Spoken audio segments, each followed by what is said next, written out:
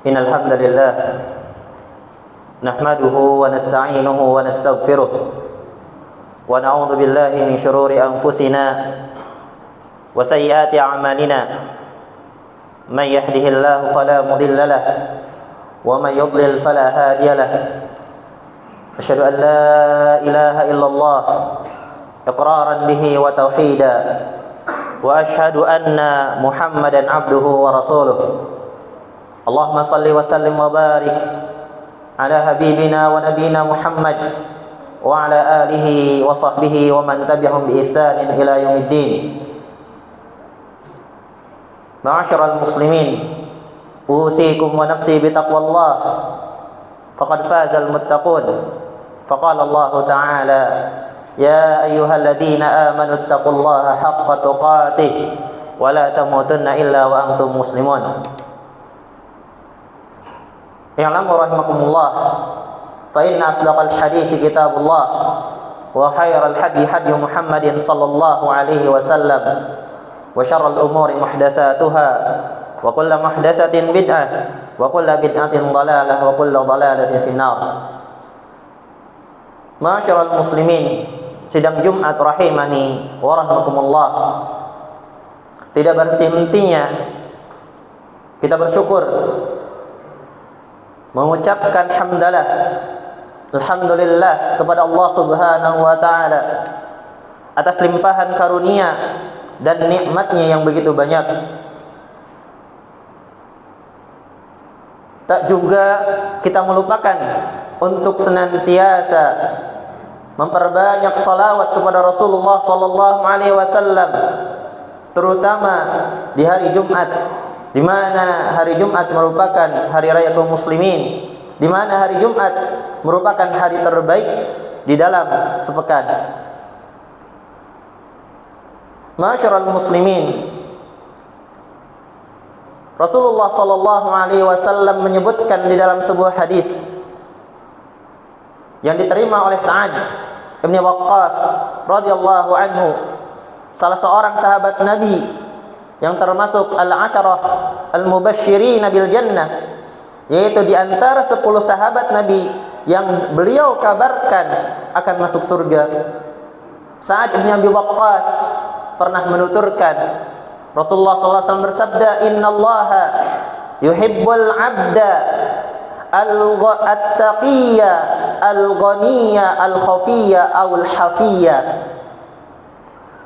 Rasulullah sallallahu alaihi wasallam bersabda, sesungguhnya Allah Subhanahu wa taala mencintai seorang hamba yang bertakwa, yang ghani, yang kaya, wal khafiyya, yang bersembunyi.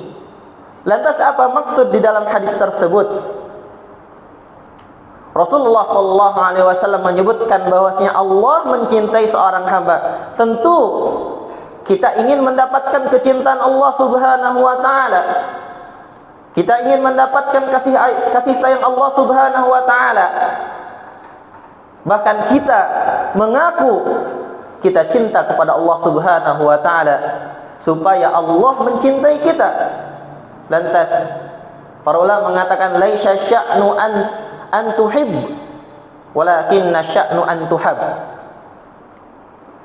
Yang penting bukan masalah engkau mengaku cinta Allah, bukan itu yang diinginkan. Akan tetapi yang paling penting adalah bagaimana Allah cinta kepada kita. Lantas Rasulullah SAW menyebutkan yang pertama, sifat yang Allah cintai pada seorang hamba ada at-taqi, yang bertakwa. Ini menjadi wasiat yang senantiasa khatib, para muballigh, para da'i senantiasa mengajak untuk senantiasa meningkatkan ketakwaan kepada Allah Subhanahu wa taala, yaitu bimtisali awamiri wajtimna binawahi, yaitu dengan mengerjakan perintah-perintah Allah Subhanahu wa taala, tentunya atas dasar ilmu yang telah disampaikan oleh baginda kita, dan menjauhi apa yang dilarang oleh Allah dan Rasulnya untuk kita semuanya, sehingga kita selamat dari siksa neraka. Maka yang pertama adalah karakter seorang hamba yang dicintai oleh Allah Subhanahu wa taala adalah orang yang bertakwa, yaitu dengan mengerjakan perintah-perintah Allah Subhanahu wa taala, mengerjakan salat, mengerjakan puasa, mengerjakan zakat, dan berbagai macam amalan yang Allah wajibkan kepada kita. Dan tentunya saya tekankan terutama di sini adalah masalah salat. Salat yang merupakan amalan yang pertama kali dihisab nanti di yaumil qiyamah, maka jangan sampai pada diri kita sebagai seorang muslim berani untuk meninggalkan salat. Rasulullah mengatakan awwalu ma yuhasabu bihil abdu yaumal qiyamah as-salat. Perkara yang pertama kali dihisab nanti pada hari kiamat adalah tentang salatnya. Salat yang dilakukan seseorang tidak sampai kepada 10 menit. Dan 10 menit itu udah paling maksimal. Kadang orang sholat sudah dengan sholatnya, zikirnya. Maka betapa banyak waktu yang Allah berikan kepada kita, namun kita melupakan waktu untuk sholat. Seorang Arab Badui datang kepada Rasulullah sallallahu alaihi wasallam, "Ya Rasulullah, wahai baginda Rasulullah, dullani ala amalin idza amiltuhu dakhaltul jannah." Ya Rasulullah, tunjukkan kepada saya, ajarkan kepada saya amalan yang apabila aku mengerjakannya aku masuk surga. Maka Rasulullah sallallahu alaihi wasallam menyebutkan, "Anta buduh wala tusyriku." Engkau beribadah kepada Allah dan tidak berbuat syirik kepadanya. Wa tuqimus shalah ay salawatul khams. Dan yang kedua Rasulullah menyebutkan yaitu agar mendirikan salat. Kemudian orang sahabat atau Arab Badui ini mengatakan kepada Rasulullah SAW, "Au ghaira dzalik?" Ada yang lain enggak ya Rasulullah? Maka kata Rasulullah, "Huwa itu." Maka ketika orang Arab Badui tersebut pergi beranjak dari hadapan Rasulullah SAW dan para sahabat, maka Rasulullah SAW bersabda di hadapan para sahabat, "Man sarrahu ay yanzura ila ahlil jannah falyanzur hada." Maka siapa saja di antara kalian yang menginginkan melihat salah satu di antara penduduk surga, maka lihatlah orang tadi. Dia berkomitmen dengan apa yang disampaikan oleh Rasulullah sallallahu alaihi wasallam dengan menjaga salatnya. Maka bertakwa adalah kunci pertama seorang hamba dan bekal yang nantinya menyelamatkan seseorang dari azab Allah Subhanahu wa taala. Allah Subhanahu wa taala menyebutkan innallaha yuhibbul muttaqin. Allah mencintai orang-orang yang bertakwa. Di dalam Al-Baqarah ditegaskan lagi, siapa orang-orang yang bertakwa? Hudal lil muttaqin alladzina yu'minuna bil ghaibi wa yuqimunas shalah. Yaitu orang yang beriman kepada perkara gaib dan mengerjakan salat. Ini yang pertama. Yang kedua, Rasulullah sallallahu alaihi wasallam menyebutkan al-ghani, yang kaya. Maka para ulama menyebutkan al-ghani masuk dalam dua kelompok ini. Yang pertama, alladzi katsura maluhu wa aduma syukruh. Yang pertama adalah yang banyak hartanya namun dibarengi dengan banyak rasa syukurnya. Bukan yang banyak hartanya tapi tidak dibarengi dengan rasa syukur. Bukan itu yang dimaksud. Akan tapi yang Allah berikan nikmat yang begitu luar biasa, harta kekayaan yang begitu banyak, tapi ingat dibarengi dengan rasa syukur kepada Allah Subhanahu wa taala, yaitu menggunakannya di dalam ketaatan kepada Allah Subhanahu wa taala. Makanya Rasulullah SAW menyebutkan di dalam hadis yang lain, la ba'sa bil ghina liman ittaqa. Tidak mengapa seorang menjadi kaya, tentunya ketika dibarengi dengan ketakwaan. Ini yang pertama, yang banyak hartanya dan banyak syukurnya. Yang kedua, yang dimaksud dengan al-ghani, alladzi indahu atau alladzi ataahu Allah bil qalil wa qana'a bih, yaitu yang Allah berikan yang sedikit namun ia ridha, dia merasa cukup terhadap pemberian Allah Subhanahu wa taala. Sehingga ketika seseorang bekerja, panggilan salat datang, ia langsung segera ke masjid, tidak sibuk dengan perdagangannya, perniagaannya. Dan inilah hakikat dunia, di mana dunia ini adalah perdagangan. Makanya Allah Subhanahu wa taala menyebutkan di dalam surat Al-Jumu'ah, ya ayyuhalladzina amanu idza nudiya lis-salati min yaumil jum'ati fas'au ila dzikrillahi wa dzarul bai'. Wahai orang-orang yang beriman, apabila diserukan salat Jumat, maka segeralah untuk mendatangi rumah-rumah Allah Subhanahu wa taala, menegakkan salat di dalamnya, mendengarkan khutbah di dalamnya, dan meninggalkan yaitu perniagaan kalian. Hakikatnya semuanya perniagaan. Orang yang di kantor, orang yang di pasar sibuk ingin mendapatkan ribhud dunia, ingin mendapatkan keuntungan dari dunia yang sedikit ini.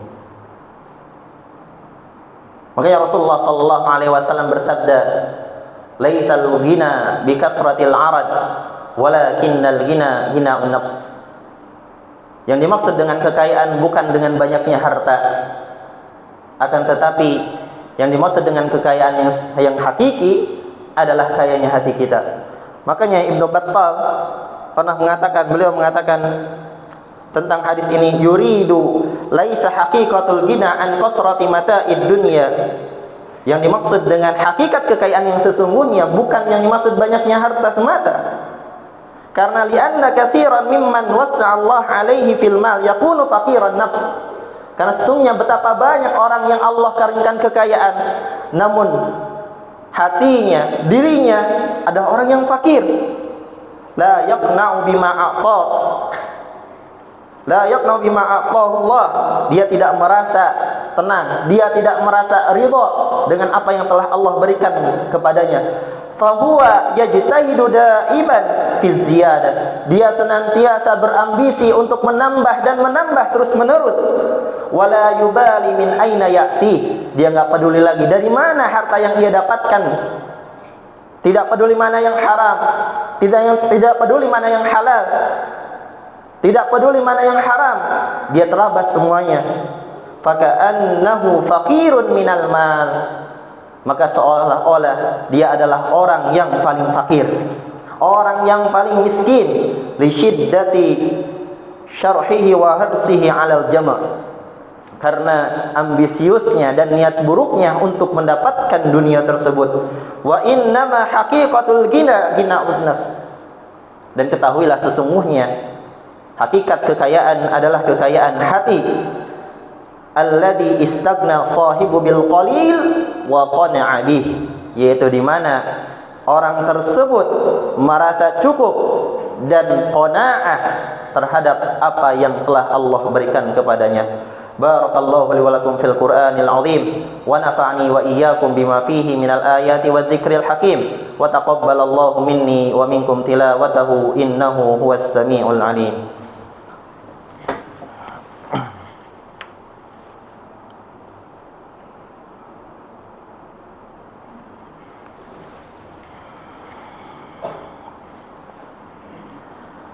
Alhamdulillahi ala ihsanih wa syukru lahu ala taufiqihi wa amtinanih.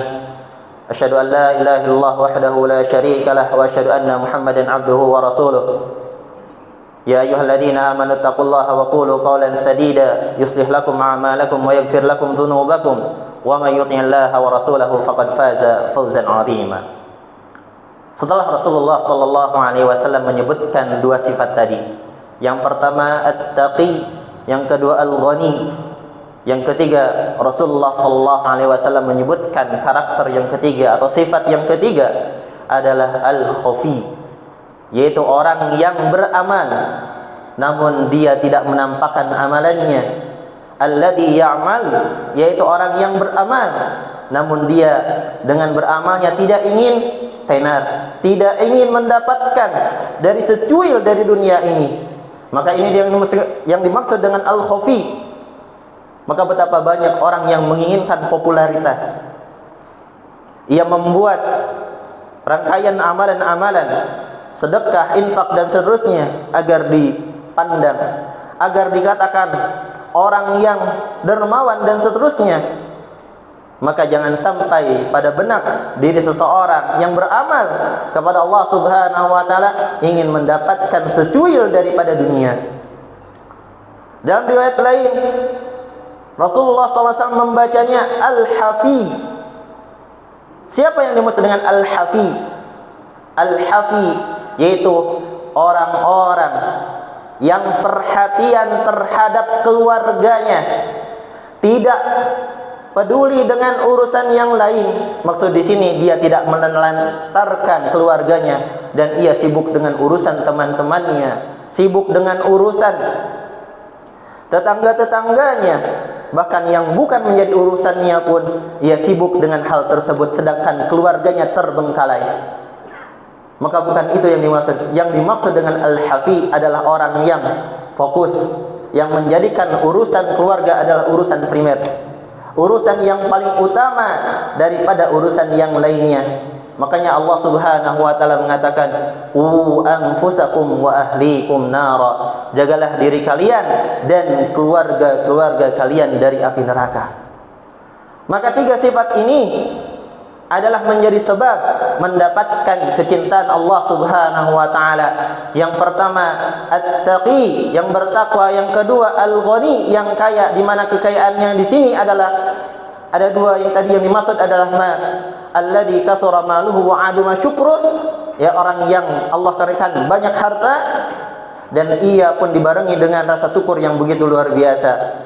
Yang kedua adalah yang dimaksud dengan al-ghani adalah alladzi a'tahu Allah al-qalil wa qana'a bih, yang Allah berikan harta untuk dia sedikit namun dia merasa cukup. Dan yang ketiga al-khafi, yaitu orang yang beramal namun dia beramal tidak menginginkan dari sebagian daripada dunia.